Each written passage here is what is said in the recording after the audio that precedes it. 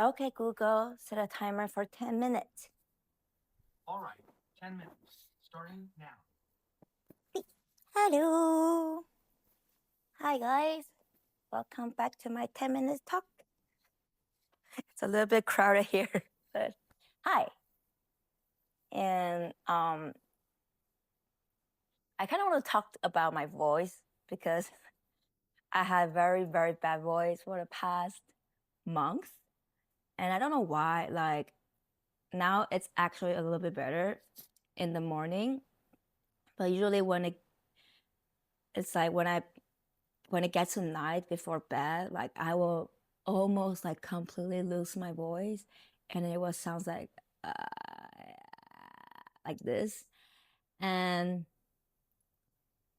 I don't know why. Like for the past month, I didn't feel like I was sick because I didn't have a lot of like sneezing. I don't have runny nose.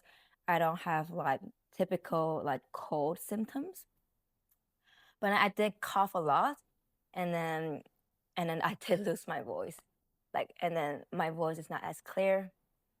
People say it sounds sexy, but or people say like people ask if I drink or smoke a lot, and I'm like, no, no, this is just my voice. Yeah. And why do I want to talk about my voice? Because funny thing is, my voice is never clear. I think since growing up, like I thought this is normal. I thought everyone lived like this. So when I was a kid, when I wake up, I will have no voice. Like my voice will be also like very, very like what's it called? Fried? Yeah. And then I thought that's the case for everyone. I thought everyone don't have their voice when they wake up. And then it's not until like maybe in my 20s that I realized it's because I had very, very bad acid reflux. And one of the reasons that I have acid reflux is because I drink so much milk, and I didn't know I have lactose intolerance and stuff. So I didn't know I will bloat and I will have acid reflux, and that kind of burned my throat. And it's funny because I I think at one point like I was in a very stressful season of my life, and I had so much and so bad acid reflux, and I didn't know. But then I did lose my voice for like almost 2 weeks. It's like I barely have voice to talk. Not even it was like if I do this, there's no sound coming out. Yeah. And then as I went to the doctor, and the doctor asked if I had acid reflux, and I'm like, oh no. It's like, yeah, like I don't think so. But then I remember like going home, and then it kind of like give me like a hint. I was like, oh, what is acid reflux? And then I remember like at at one moment, like I feel something here. It's a little bit warm. And I'm like, oh, is that acid reflux? Is that feeling part of acid reflux? And then I started to do like I started Googling and research online. I'm like, wait, I think I always have acid reflux, like since I was a kid. But because I grew up with it, like it has been in my life forever. Like I never know like it's a problem. Oh, I never feel like it's actually uncomfortable. It's like, yeah, like because it wasn't uncomfortable, so I never thought it's a problem. Even though I could feel it was a little bit like hot here. Yeah. So then that's when I learned, okay, my fried voice, my broken throats is because of acid reflux. Yeah. And then what I did was I started doing intermittent fasting. Yeah, because that's one approach that I found that's like very helpful if you have acid reflux, because you can, oh, never mind. Um, because you can because you have what was I gonna say? Oh, intermittent fasting, yes. Because if you do intermittent fasting, which means like you only eat in a certain window, certain time in the day, and then the rest of the time that you don't eat, then your stomach basically have more time to rest. It can stay empty for longer. So then there could be less acid reflux going on. Yeah. So I've been doing that for the past, I think 6, 7 years already. And it has been a lifestyle. Like it used to be like I need to count hours, but then I think after 1 year or 2 year, like it just become a habit. It's like I don't even get hungry. And sometimes like if I work from home, I don't even eat until like 2 or 3 p.m. Yeah. And that have been very, very normal, unusual for me.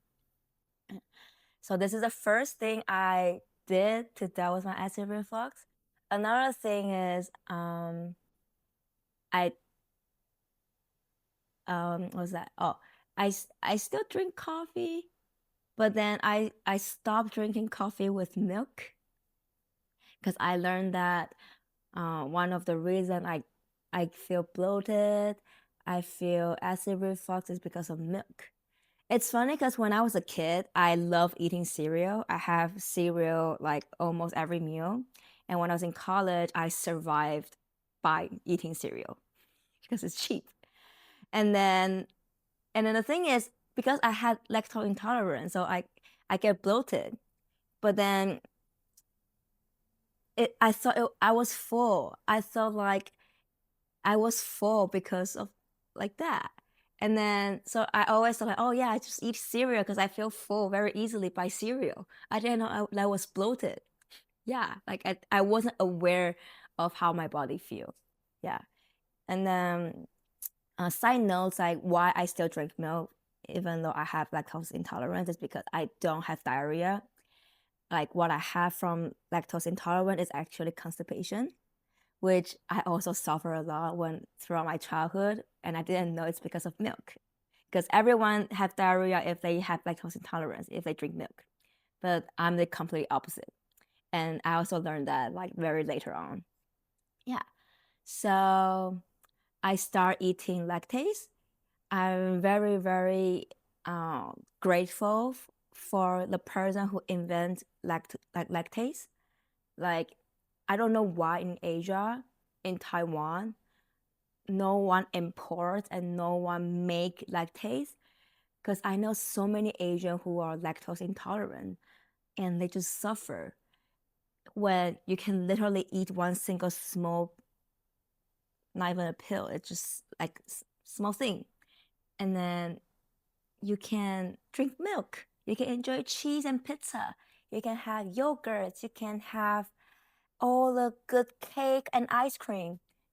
And I don't know why people don't have lactase in Asia or in Taiwan. And I think anyone who make this business first in Taiwan is gonna get very rich. And I don't know why I'm not doing it. Yeah. So that's something about my voice and my stomach. But like for this time, I don't really know. I don't feel like I have acid reflux. I just I probably got some sort of illness. I just don't know. And yeah, what else? Mm, I think like I also another thing I learned about my voice was so I have been going to psychologist for a while, and then I remember before when I was trying to sing, like I could feel like my throat is always like kind of like squeezing my neck, and then it kind of blocked my voice. And this I didn't know it, but my friend told me. My friend heard me singing, and then he was like, "Oh, your voice like it's suppressed by like my throat. Like my throat, it's kind of like choking it myself." And I didn't understand what he means. And then later on, when I go to psychologist, he told me like because my body was constantly anxious and stressed, so then my body learned to like compress my throat, and that's how it protects. Yeah. And then stop. Yeah. And then that actually affect how I talk and how I sing, which I think is a very cool thing because I didn't know like your mental state, your psychology will like affect your voice so much, and which makes sense, but I just didn't think about it. I had to learn about it. Yeah. So that's about my voice.